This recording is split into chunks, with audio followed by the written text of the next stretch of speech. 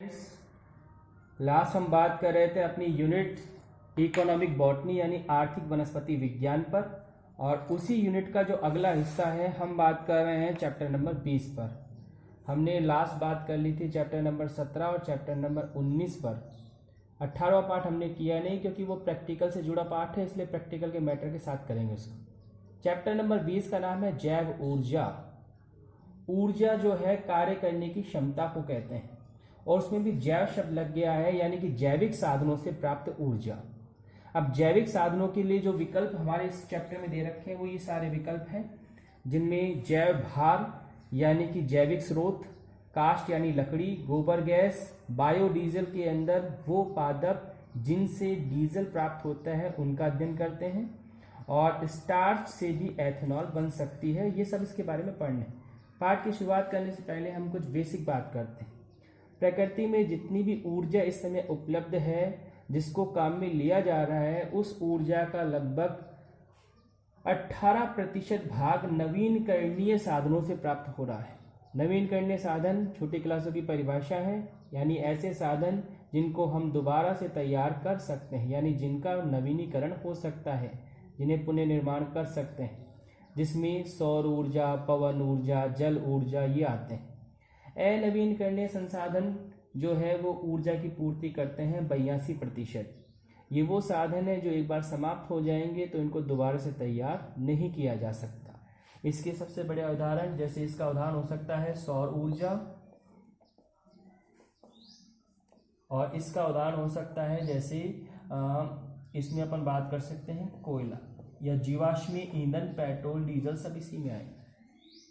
तो हमारा ये जो पाठ है वो ऊर्जा के उन साधनों पर निर्भर कर रहा है जिनको हम इसमें गिनते हैं जैव ऊर्जा के अंदर, जिसमें पहला विकल्प है जैव भार। जैव भार या बायोमास, मास का मतलब होता है समूह। जैसे देखिए जैविक संसाधन जितने भी हैं वो जैविक संसाधनों में मेन आते हैं पादप।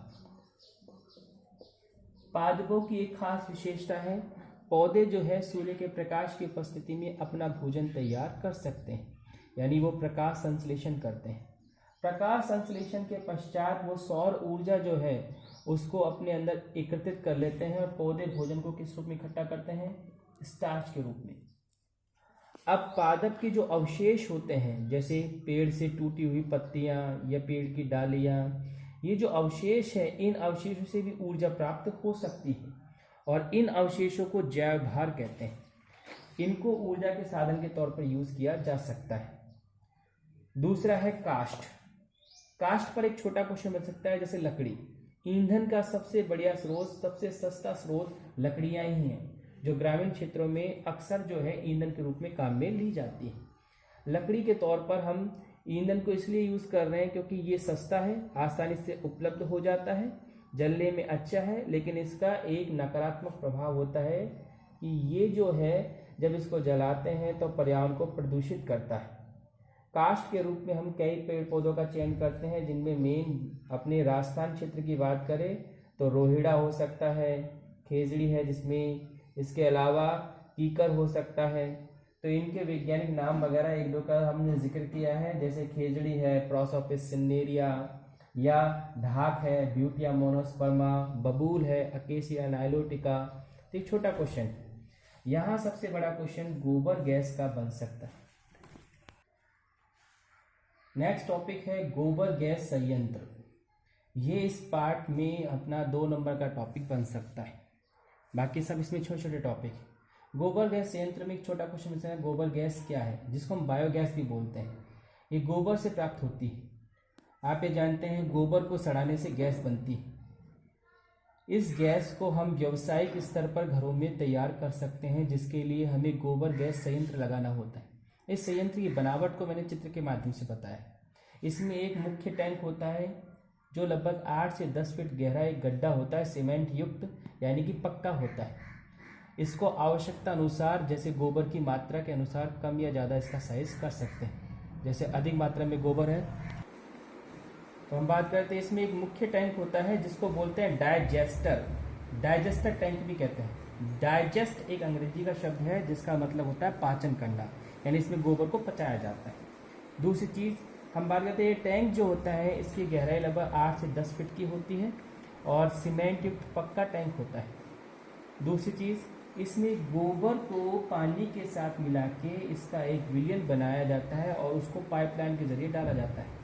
यानी कि इसमें एक टैंक होता है जिसको बोलते हैं स्लैरी टैंक। स्लैरी शब्द का मतलब ही है गोबर प्लस जल। ये टैंक जो है इसमें गोबर को गीला करके और इसके अंदर पहुंचाया जाता है। उसके बाद इसको गतिशील ढक्कन होता है इसके ऊपर एक, उस ढक्कन से इसको ढक दिया जाता है। यहाँ सबसे मेन चीज़ रहेगी, ये जो मुख्य टैंक है यहाँ पर जो गोबर को सड़ाया जाता है उसकी परिस्थिति अवायवीय होती है। अवायवीय परिस्थिति का मतलब यहाँ पर ऑक्सीजन नहीं होनी चाहिए। जब ऑक्सीजन की अनुपस्थिति होगी तो इस गोबर पर कुछ सूक्ष्म जीव कुछ जीवाणु क्रिया करेंगे, जिनमें सबसे मेन नाम आता है मेथेनोकोकस जीवाणु का। ये जीवाणु इस गोबर के अंदर जो सेलुलोज है उसको पचा देते हैं और पचाने के बाद कौन सी गैस बनाते हैं? मीथेन गैस, यानी CH4। ये गैस जब बनने लगती है तो ये जो ढक्कन है धीरे धीरे ऊपर की तरफ गति करने लगता है और जब इस ढक्कन में गति होती है तो वाल्व के ज़रिए घरों में गैस की सप्लाई कर दी जाती है। यानी इस टैंक के अंदर गोबर के सड़ने की वजह से गैस बनती है जिसे बोलते हैं बायोगैस। जब बायोगैस ख़त्म हो जाती है तो उसके बाद ये जो ढक्कन है वापस कहाँ जाएगा? नीचे, क्योंकि नीचे से गैस का दबाव लग रहा है इसलिए ऊपर जा रहा है। वापस जब आएगा तो नीचे आ जाए। नीचे आने के बाद यहाँ पर खाद बच जाती है, उस खाद को पाइपलाइनों के ज़रिए निकाल लेते हैं जिसे बोलते हैं स्लज। तो यहाँ एक छोटा क्वेश्चन हो सकता है, गोबर गैस की संरचना और बनावट को समझाना है इस संयंत्र को, तो आपको ये वाला पॉइंट बताना है कि इसकी संयंत्र के अंदर मुख्य टैंक होता है जो एक लगभग 8 से 10 फीट गहरा सीमेंट युक्त पक्का टैंक होता है जिसमें गोबर को गीला करके उसका विलयन डाला जाता है जिसको बोलते हैं स्लैरी। उसके बाद इस स्लैरी को सड़ाया जाता है। यहाँ ये चीज़ मेन रहेगी, सड़ाने के दौरान अवायवीय परिस्थितियाँ होंगी और इस अवायवीय परिस्थिति में जब इस गोबर को सड़ाया जाएगा तो उससे गैस बनेगी। उस गैस को पाइपलाइनों के जरिए सप्लाई कर देंगे। जब इसमें गैस खाली हो जाएगी तो उसके बाद उससे खाद हासिल कर लेंगे जिसको हम खेतों में सप्लाई कर देंगे। यहाँ एक छोटा क्वेश्चन और बन सकता है, गोबर गैस संयंत्र के लाभ। देखिए, इस पूरी की पूरी तकनीक का सबसे बढ़िया फ़ायदा, पहला फ़ायदा, इस तकनीक में हमें अच्छी क्वालिटी की क्या मिल रही है? गैस मिल रही है। गोबर गैस एक अच्छी क्वालिटी का ईंधन होता है क्योंकि उसमें CH4 की मात्रा अधिक पाई जाती है। दूसरी चीज़, इस पूरी तकनीक के अंदर हमें गैस के साथ साथ अच्छी क्वालिटी की क्या मिल रही है? खाद भी मिल रही है, जिस खाद का उपयोग हम खेतों के लिए कर सकते हैं। इसके अलावा ये पूरे जो संसाधन है ये पुनः नवीनकरणीय संसाधन, क्योंकि जिन घरों में पशु होते हैं वहाँ गोबर गैस संयंत्र जो है आसानी से काम में लिया जा सकता है, जो कि लगातार गोबर का उत्पादन होता है तो गोबर से गोबर गैस का भी उत्पादन लगातार किया जा सकता है। तो ये एक ऐसी तकनीक है जहाँ हम इसको दोबारा से तैयार कर सकते हैं। एक और फ़ायदा हो सकता है, ये पूरी तकनीक जो है कहीं ना कहीं प्रदूषण को कम करती है, क्योंकि गोबर खुले में सड़ता है तो ज़्यादा प्रदूषण होता है, इसलिए गोबर गैस संयंत्र के माध्यम से उसको सड़ा के और उससे गैस प्राप्त कर ली जाती है जिससे प्रदूषण की समस्या का भी हल होता है। तो ये सारे लाभ इसी तकनीक में। तो गोबर गैस संयंत्र की संरचना और बनावट एक छोटा क्वेश्चन हो सकता है। इसके अलावा गोबर गैस संयंत्र के लाभ एक छोटा क्वेश्चन हो सकता है। नेक्स्ट, ऊर्जा का जो साधन हो सकता है वो हो सकता है बायोडीजल या बायोफ्यूल। डीजल सबसे आप परिचित है, डीजल पेट्रोल गाड़ियों के अंदर ईंधन के रूप में डाले जाते हैं जिनसे गाड़ियाँ चलती हैं, उसमें भी बायो शब्द लग गया है। इसका मतलब ये वो डीजल है जो बायो या जैविक साधनों से प्राप्त होगा। इस परिकल्पना को रुडोल्फ डीजल ने प्रस्तुत किया है। रुडोल्फ डीजल एक मेन नाम है क्योंकि इसने डीजल इंजन जो है उसका विकास किया है। इन्होंने क्या किया, बीजों में जो तेल होते हैं उनसे इंजन चलाया है, तो उस इंजन को चलाने में सफलता प्राप्त करी है तेल के माध्यम से, क्योंकि तेल कहीं ना कहीं तेल में होती है वसा होती है, उसको हम दूसरा रूप भी कह सकते हैं। वसा के साथ साथ उसमें वसीय अम्ल होते हैं और इन अम्लों का इस्तेमाल करके भी इंजन चलाया जा सकता है। ये परिकल्पना थी जिस परिकल्पना को इन्होंने साबित करके बताया। प्रयोग के जरिए इन्होंने सिद्ध कर दिया कि इंजन चलाया जा सकता है तेल। इसी गुण को ध्यान में रखते हुए बायोडीजल जो है वो तैयार किया गया। बायोडीजल्स के जो प्रकृति में स्रोत है मेन दो तरह के हैं। पहले स्रोत कुछ पादप जिनसे तेल मिलता है। अब आप जानते हैं प्रकृति में काफ़ी ऐसे पौधे हैं जिनसे तेल प्राप्त होता है, तेलीय पादप जिनको हम बोलते हैं। प्रकृति में कुछ पौधे ऐसे भी हैं जिनसे तेल मिलता है, जैसे सरसों है, मूंगफली है, इनके बारे में आप जानते हैं। इनके बीजों से तेल प्राप्त होता है। जो ये तेल मिलता है, इस तेल के अंदर एक रासायनिक अभिक्रिया करवानी पड़ती है, एस्टरीकरण। यानी इन वसा जो या वसीय अम्ल या तेल जो है, इसका एस्टरीकरण करवाने से बायोडीजल बन सकता है। और इस बायोडीजल को बिना परिवर्तित किए सीधे इंजनों में डाला जा सकता है। तो हम कह सकते हैं बायोडीजल का एक मुख्य स्रोत है वानस्पतिक तेल वाले पौधे, जिनमें सरसों मूंगफली एक है। दूसरा शब्द है पेट्रोपादप। अब पादप शब्द से आप परिचित है, इसमें पेट्रो लग गया। पेट्रो मतलब पेट्रोल, यानी ये वो पादप है जिनमें पेट्रोल जैसा पदार्थ मिलता है। इसके लिए हमें एक शब्द समझना है, लेटेक्स। लेटेक्स शब्द एक जनरल नॉलेज का शब्द है, जिसको हिंदी में रबर शीट कहते हैं। जनरल साइंस में आपको पता है कुछ ऐसे पादप है जिनको अगर हम उसके तने को कट करें या काटें तो उससे दूध जैसा पदार्थ निकलता है, जिसे बोलते हैं लेटेक्स। और इस दूध जैसे पदार्थ में कई हाइड्रोकार्बन मौजूद होते हैं और इन हाइड्रोकार्बन्स को ईंधन के तौर पर काम में लिया जा सकता है। जैसे मैंने कहा मीथेन काम आती है, तो मीथेन भी क्या है, हाइड्रोकार्बन ही है। तो एक दो पौधे ऐसे हैं जो मैंने लिखे हैं, आँख, यूफॉर्बिया, और एक सबसे बढ़िया नाम जो राजस्थान के लेवल पर काफ़ी काम आता है, रतनजोत। जीके का सवाल भी, रतनजोत जो पादप है, उस पादप की खेती राजस्थान में बड़े स्तर पर की जाती है। इस पौधे को अगर हम कट करें तो इससे दूध जैसा पदार्थ यानी लेटेक्स निकलता है, जिस लेटेक्स के अंदर जो है ईंधन की क्षमता है। और ऐसे पौधों से या ऐसे पेट्रोपादपों का इस्तेमाल करके पेट्रोल और डीजल का विकल्प खोजा जा सकता है। तो ये ऊर्जा एक नया साधन है और इसीलिए राजस्थान सरकार जो है उसने राजस्थान में रतनजोत की खेती के लिए एक विशेष योजना चलाई है, जिसके लिए एक अलग से मिशन स्थापित किया है। मिशन का मतलब संस्थान, एक योजना, बायोफ्यूल मिशन। और इस मिशन का अध्यक्ष जो होता है मुख्यमंत्री होता है। इस मिशन का काम है ऐसे पौधे विकसित करना जिनसे हम बायोडीजल प्राप्त कर सकें। नेक्स्ट ऊर्जा के साधन हैं, हम स्टार्च से भी एथेनॉल तैयार कर सकते हैं। सबसे पहले आप एक बेसिक नॉलेज समझिए। स्टार्च जो है वो एक पॉलीसैकेराइड शर्करा है और इस पॉलीसैकेराइड शर्करा को हम तोड़ सकते हैं और तोड़ के बना सकते हैं ग्लूकोज।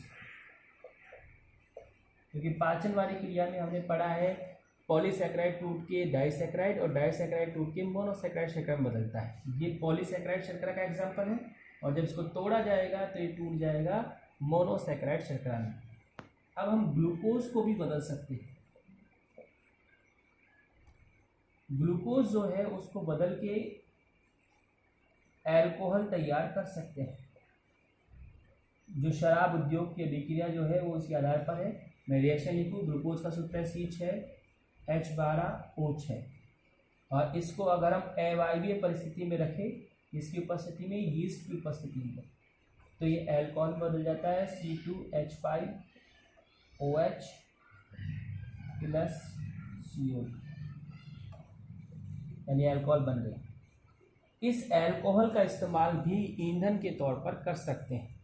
तो यहाँ हमें उन पौधों की ज़रूरत पड़ेगी जिनके अंदर स्टार्च बहुत अधिक मात्रा में पाया जाता है, जिसके विकल्प के तौर पर हम बात कर सकते हैं आलू की। आलू में स्टार्च बहुत अधिक मात्रा में होता है। इसके अलावा धान की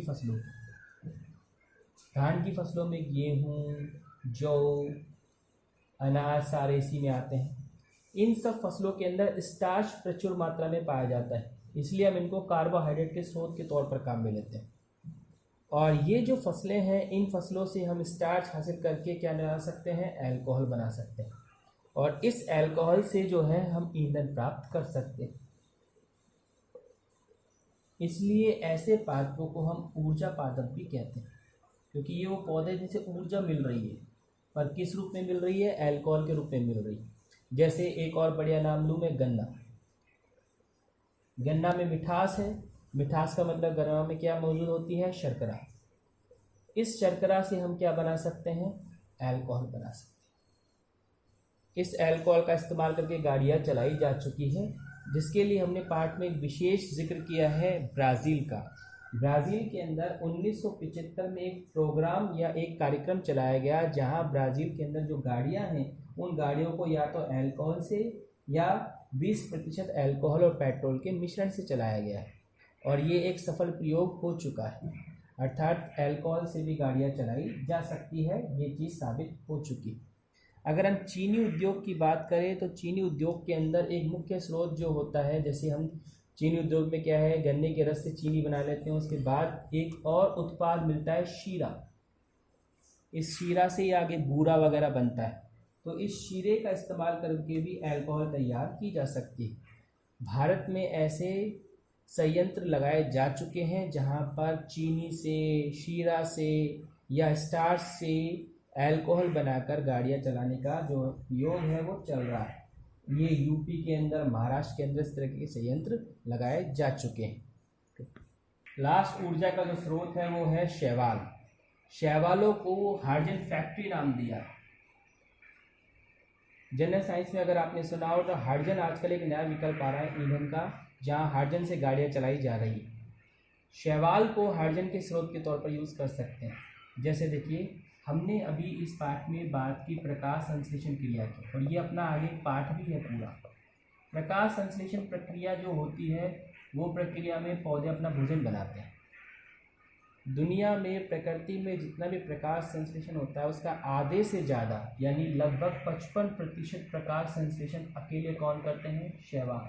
क्योंकि शैवाल जल में होते हैं, और प्रकृति की अगर हम बात करें तो दुनिया का लगभग 70% हिस्सा पानी में डूबा हुआ है। तो शैवाल सबसे मुख्य प्रकाश संश्लेषण करने वाले हैं। एक प्रयोग 2000 में मैलिस ने किया था। मैलिस का जिक्र हमने नोट्स में कर रखा है। मैलिस ने एक एक्सपेरिमेंट किया, यदि हम शैवालों को गंधक और ऑक्सीजन की कमी में रखें। कौन सी परिस्थिति में? गंधक व ऑक्सीजन की कमी। अगर हम ऐसी परिस्थिति में शैवालों को रखते हैं तो शैवाल जो होती है वो सल्फर जो है उसकी कमी में रखने के कारण जब प्रकाश संश्लेषण करती है तो अंत में O2 के स्थान पर क्या बन जाता है? H2 gas. यानी हम शैवालों का इस्तेमाल करके हाइड्रोजन गैस बना सकते हैं, पर हमें परिस्थिति कैसी रखनी होगी? गंधक और O2 की कमी रखनी होगी। तो ऐसी परिस्थिति में शैवाल बनाएंगे हाइड्रोजन गैस, और इस गैस का इस्तेमाल हम कर सकते हैं, क्योंकि हाइड्रोजन गैस बड़ी ज्वलनशील गैस होती है, तुरंत आग पकड़ती है। तो इसका इस्तेमाल करके क्या तैयार किया जा सकता है? ईंधन प्राप्त किया जा सकता है। तो ये अपना एक चैप्टर नंबर 20 था, जिसके अंदर हमने बात की जैव ऊर्जा की। एक बार दोबारा मॉक रिवाइज कर लेते हैं। जैव ऊर्जा यानी कि जैविक साधनों से प्राप्त ऊर्जा, जिसमें इस पाठ में हमने बात की थी किस किस की? जैव भार की, यानी कि जैविक स्रोतों से जो अपशिष्ट पदार्थ मिलते हैं, कचरा मिलता है, उससे भी ऊर्जा बन सकती है। इसको सड़ाना पड़ेगा, और जब जब सड़ाने की बात होगी तो एक चीज़ याद रखना, कौन सी क्रिया होगी? किण्वन। दूसरा स्रोत जो हो सकता है वो हो सकता है काष्ठ। काष्ठ का मतलब लकड़ी, और लकड़ी के लिए काफ़ी विकल्प है, जिसमें खेजड़ी, कीकर ये मेन है। इसके अलावा ऊर्जा का एक विकल्प हो सकता है गोबर गैस संयंत्र। इस संयंत्र को हम बड़े स्तर पर यूज़ करते हैं, और भारत में जगह जगह ये संयंत्र स्थापित किए जा चुके हैं। इसके अलावा ऊर्जा का स्रोत हो सकते हैं बायोडीजल पादप, यानी वो पादप जिनसे डीजल प्राप्त होता है। जहां हमने तेल वाले पादपों का, लेटेक्स वाले पादपों का जिक्र किया। इसके अलावा ऊर्जा के स्रोत हो सकते हैं शैवाल, और इसके अलावा ऊर्जा के स्रोत हो सकते हैं कुछ पादप जिनसे स्टार्च मिलती है, और उन पौधों को बोला है ऊर्जा पादप, और जिसमें आलू सबसे बड़ा उदाहरण है। तो ये सारे ऐसे साधन हैं जिन साधनों का इस्तेमाल करके ऊर्जा प्राप्त की जा सकती है। और इन सारे साधनों की एक और ख़ास बात, ये सारे साधन किस टाइप के होते हैं? नवीनकरणीय, यानी अगर ये ख़त्म हो जाए तो इनको दोबारा तैयार किया जा सकता है। इसलिए इन साधनों पर वैज्ञानिक विशेष जोर दे रहे हैं। तो ये था अपना चैप्टर नंबर 20।